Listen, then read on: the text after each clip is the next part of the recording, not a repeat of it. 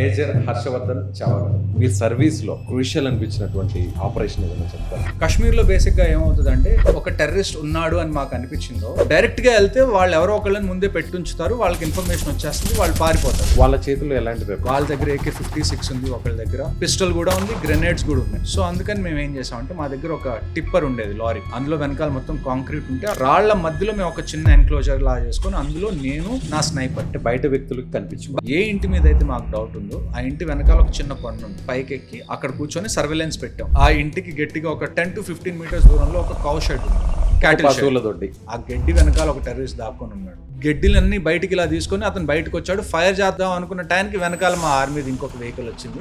Soldiers actual గా ఒక ring log form అవుతున్నారు. ఒకవేళ ఆ గన్ షాట్ మీకు కూడా తగిలింది? ఆ రోజు ఖచ్చితంగా ఒక ఇద్దరు సోల్జర్స్ అయితే మాత్రం మేము ఆ గడ్డి మొత్తం తీసి చూస్తే అర్థమైంది ఏంటి అంటే ఆ ఇంటి కింద నుంచి ఆ గడ్డి వెనకాలకి టన్నల్ ఉంది అని అర్థం.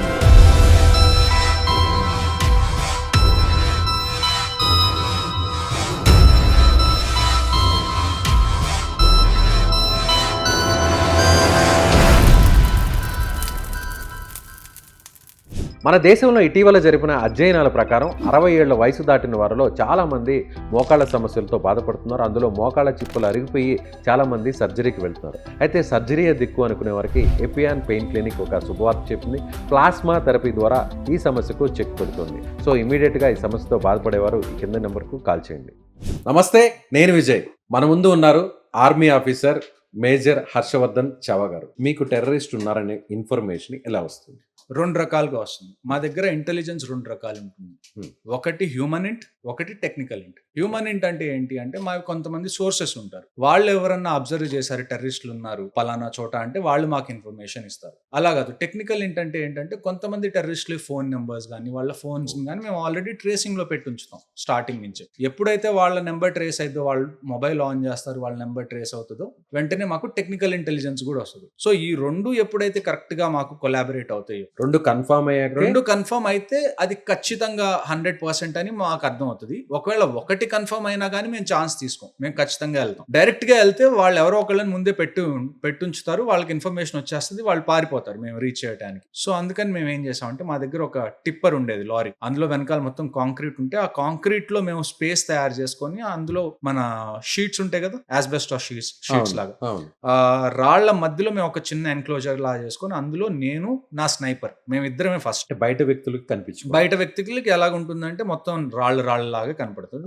లోపల కాంక్రీట్ కింద మేము దాక్కొని ఉన్నాం, నేను నా స్నైపర్ ఇద్దరం. ఏ ఇంటి మీద అయితే మాకు డౌట్ ఉందో ఆ ఇంటి వెనకాల ఒక చిన్న కొండ ఉంది, ఆ కొండ బ్యాక్ సైడ్ నుంచి ఆ కొండ మొత్తం పైకి ఎక్కి అక్కడ నేను నా స్నైపర్ అక్కడ కూర్చొని సర్వేలెన్స్ పెట్టాం. అసలు ఈ ఇంట్లో ఏం జరుగుతుంది, నిజంగా ఉన్నారా ఏంటి అని. వెంటనే మేము ఫోన్ చేసి నేను బేస్ లో చెప్పాను, ఇలాగా నా కంటోన్మెంట్ లోకి ఇప్పుడు మీరు వచ్చేసేయండి, మేము దీని మీద నిఘా పెట్టుంచాము, ఎవరన్నా కదిలితే మాకు కనపడుతుంది, కాకపోతే మీరు తొందరగా రావాలి. సో వాళ్ళు 15 minutes లో వచ్చేసారు. నెక్స్ట్ 15 minutes లో 5 kilometers కాబట్టి వచ్చేసి ఆ ఇంటి చుట్టూ వాళ్ళు కార్డన్ వేస్తున్న టైంలో కరెక్ట్ గా ఆ ఇంటికి గట్టిగా ఒక 10 to 15 మీటర్స్ దూరంలో ఒక కౌ షెడ్ ఉంది అనమాట, క్యాటిల్ పశువుల దొడ్డి. ఆ పశువుల దొడ్డిలో చాలా వరి కట్టలు ఉంటాయి కదా, ఎండుగడ్డి కట్టలు, అవన్నీ పెట్టున్నాయి. కాకపోతే మాకు తెలియని విషయం ఏంటి అంటే కరెక్ట్ గా ఎప్పుడైతే మొత్తం కార్డన్ కంప్లీట్ అవ్వబోతుందో ఆ ఎండుగడ్డిలోంచి ఒక టెర్రరిస్ట్ బయటకు వచ్చేసి వెంటనే ఆ గడ్డిలన్నీ బయటికి ఇలా తీసుకొని అతను బయటకు వచ్చాడు. ఫైర్ చేద్దాం అనుకున్న టైంకి వెనకాల మా ఆర్మీ ఇంకొక వెహికల్ వచ్చింది.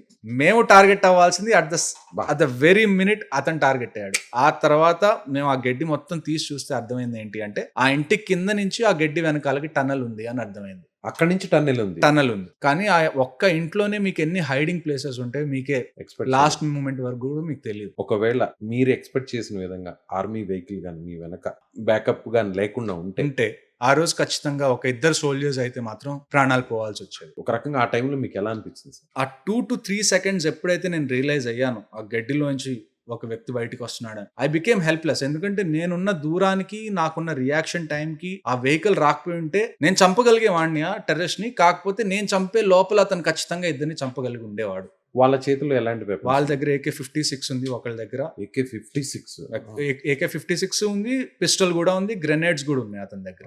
ఒక పర్సన్ దగ్గర ఎదురుగా ఇద్దరు సోల్జర్స్ ఉన్నారు. సోల్జర్స్ యాక్చువల్ గా ఒక రింగ్ లాగ్ ఫామ్ అవుతున్నారు. తను ఎక్కడి నుంచి అయితే బయటకు వచ్చాడో అతనికి ఎదురుగా ఇద్దరు సోల్జర్స్ ఉన్నారు. ఎప్పుడు కూడా సోల్జర్స్ బడ్డీ పేరులో పనిచేస్తారు. ఓకే. సోల్జర్ ఎప్పుడు కూడా ఒక సోల్జర్ ఒక చోట ఉండడు, కనీసం ఇద్దరు సోల్జర్స్ కలిసి ఉంటారు. ఒకరికి బ్యాకప్ ఉంటారు, ఒకరికి ముందు ఫీల్డ్ లో వెళ్తుంటారు. వాళ్ళని మనం బడ్డీ పేరు అంటాం. సరే, ఆ ఇన్సిడెంట్ లో ఎంతమంది టెర్రరిస్టుల్ని మీరు? ఆ ఇన్సిడెంట్ లో మొత్తం 4 టెర్రరిస్టులు. ఇంట్లో 3 ఉన్నారు, గడ్డివామ వెనకాల ఇంకొక అతను, 4 మొత్తం. ఇప్పుడు ఇతన్ని వెనకున్న మీ బ్యాక్ అండ్ ఆర్మీ వెహికల్ వచ్చి అతన్ని చంపేసింది. ఆ తర్వాత ఇంట్లో ఉన్న 3 మిగతా వాళ్ళని యాజ్ ఎ టీమ్ నేను కూడా అప్పటికి కిందకు వచ్చేసాను. అబ్జర్వేషన్ పోస్ట్ దగ్గర నుంచి ఇంకా మిగతా వాళ్ళని కూడా మేము కిల్ చేసేసాం. సక్సెస్ఫుల్ గా అది సక్సెస్ఫుల్ గా అయిపోయింది.